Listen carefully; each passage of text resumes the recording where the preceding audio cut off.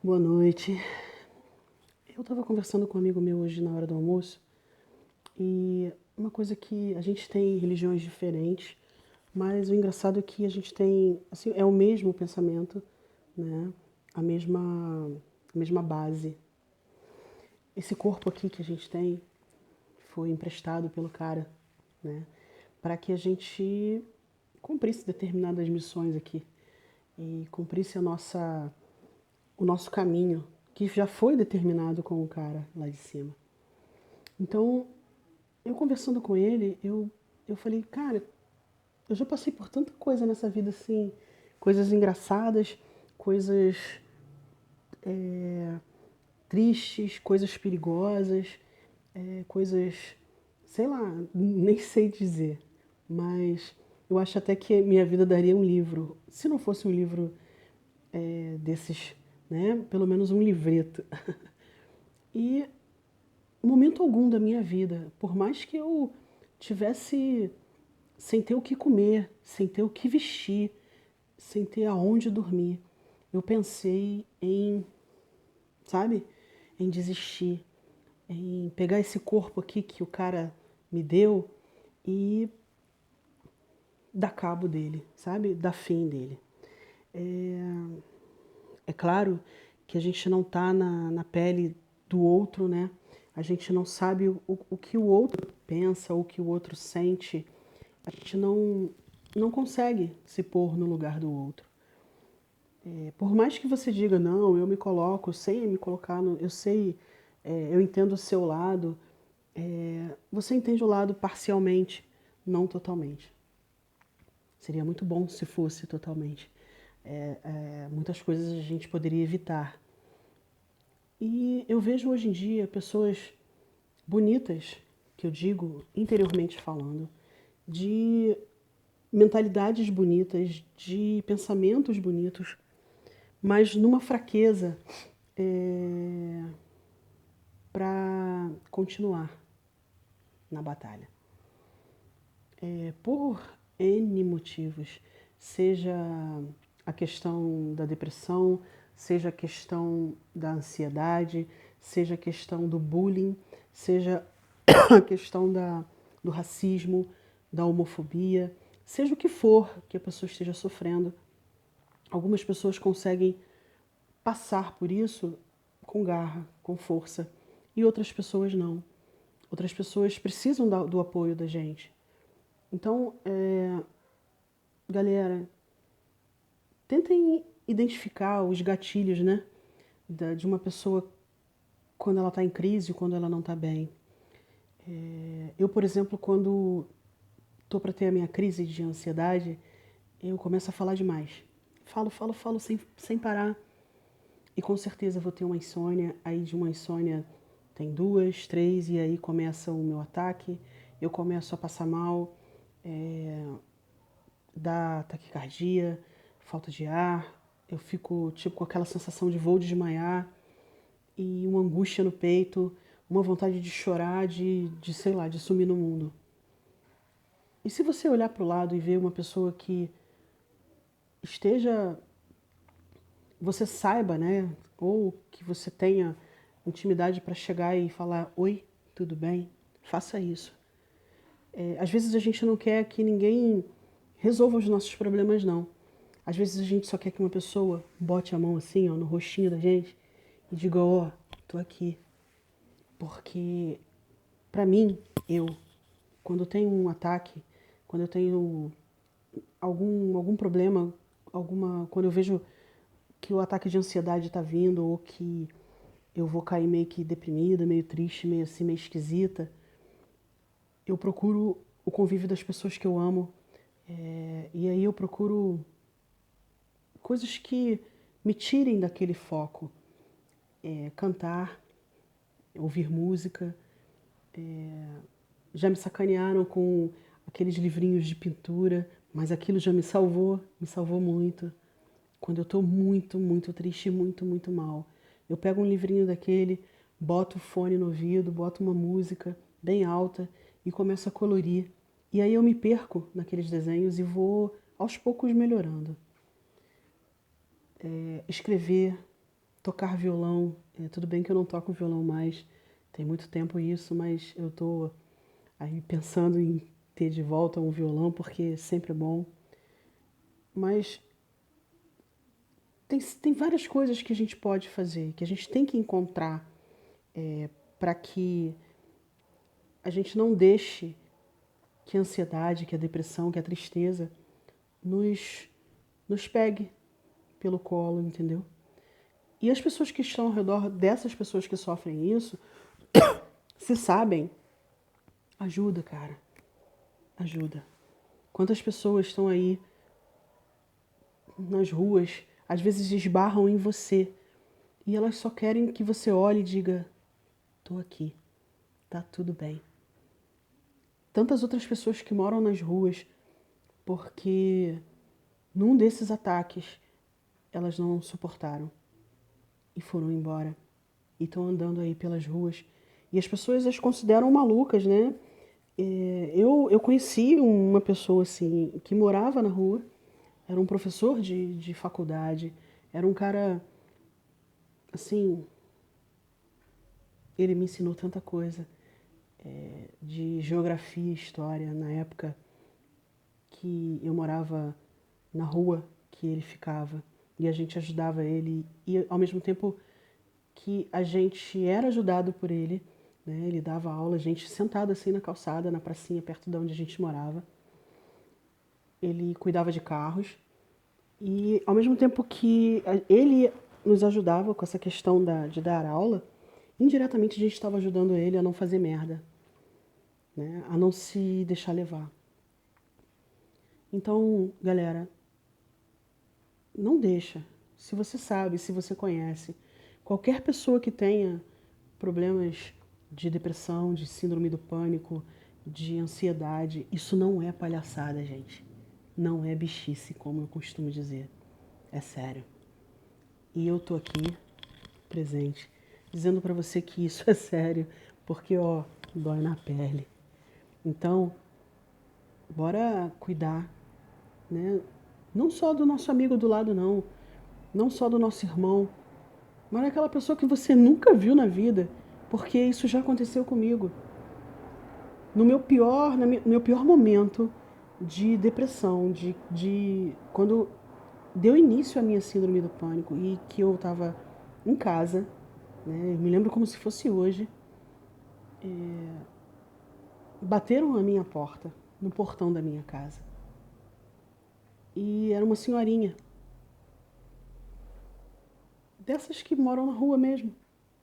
E ela, com um olhar triste, um olhar de quem já estava cansado de andar, cansada de pedir, cansada de implorar.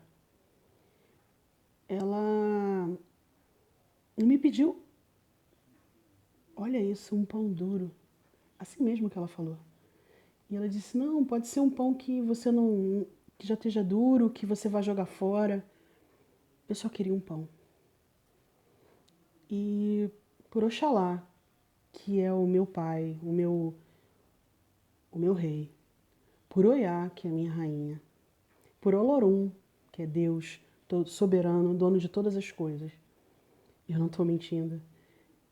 Eu disse a ela, eu não tenho nada na minha casa, porque eu já estava no processo de depressão e eu só bebia água. Às vezes eu comia um biscoito, creme cracker e olhe lá. Eu tinha cachorro, tinha um gato, tinham dois cachorros e um gato. E o que que eu fiz? Eu falei, cara, eu vou fazer o seguinte para a senhora, eu vou ali buscar um biscoito e a senhora vai aonde? E ela disse, eu vou até ali, ao final, na rua a rua que eu morava dava no hospital. Até ali perto do hospital e depois eu volto aqui. E eu pensei, o prato mais rápido de se fazer, né, que você faz em 20 minutos, era aqueles macarrões, eu tinha muito daquilo, é como se fosse um miojo que é próprio para yakisoba. E aquilo ali é rapidinho, 4 minutos aquilo está pronto. Eu falei, não, eu vou fazer isso. Eu falei para ela, olha, eu não tenho nada, não tenho nada, mas eu vou fazer para a senhora um macarrão, vai lá no hospital, porque eu achei que ela ia no hospital. Ela estava com umas feições de muita dor, de muito sofrimento. E eu falei, tá bom. Ela falou, não, eu vou lá e eu volto. E por Deus, que é o dono disso tudo, eu nunca fiz um macarrão tão rápido na minha vida. Eu caprichei naquele macarrão, eu fiz de tudo para ser o melhor prato do dia. E olha que eu não sou uma boa cozinheira, não, eu não sou, mas eu caprichei. E foi quando eu terminei de tudo, de fazer tudo, montei aquelas tigelinhas de sorvete, botei vários, mas eu fiz muito macarrão, cara. Eu acho que eu fiz um universo de macarrão. Foram 2 ou 3 bagulhinhos daquele de macarrão com salsicha e molho e tal. E aí eu botei os biscoitos, fiz logo umas bolsinhas e sentei na varanda para esperar essa senhora. E nesse dia eu estava tão mal, eu tinha chorado tanto. Porque eu dizia para mim mesma que eu era tão covarde que eu não conseguia nem tirar minha vida. É sério. E sabe o que aconteceu? Eu nunca mais vi essa mulher. E o macarrão ficou lá. Foi chegando a noite e eu comecei a entrar em desespero. Eu falei, cara, eu vou botar na geladeira. Vai que ela volta, né, no outro dia. E aí aquilo foi... No dia seguinte eu olhei o macarrão, já peguei uma tigela, já esquentei no micro-ondas e comi um pouco. E os dias foram se passando. E eu nunca mais vi essa senhora. Deus mostra as coisas pra gente de maneiras tão sutis, tão sutis. E onde quer que essa senhora esteja, que seja sinal de Deus, de Olorum, que seja sinal dos orixás, de quem quer que seja, o meu mais sincero e profundo agradecimento. Porque foi isso que me trouxe a realidade. Foi isso que me fez olhar para o lado e dizer assim, porra, eu sou uma pessoa rica de tanta coisa. Eu tenho saúde, eu tenho uns animais super fofos que estão do meu lado, independente de qualquer coisa. Então, gente, quem quer que seja a pessoa que esteja passando na rua ou que não esteja bem, que você puder chegar junto e dizer, ó, tô aqui, faça. Não deixe essa pessoa chegar ao extremo, porque é muito triste. Eu já me livrei de assalto por simplesmente deixar o assaltante desabafar. Na praia, a gente tocando violão, e eu vi que ele ia assaltar a gente. Mas os olhos dele eram um olhar de fúria, era um olhar de revolta.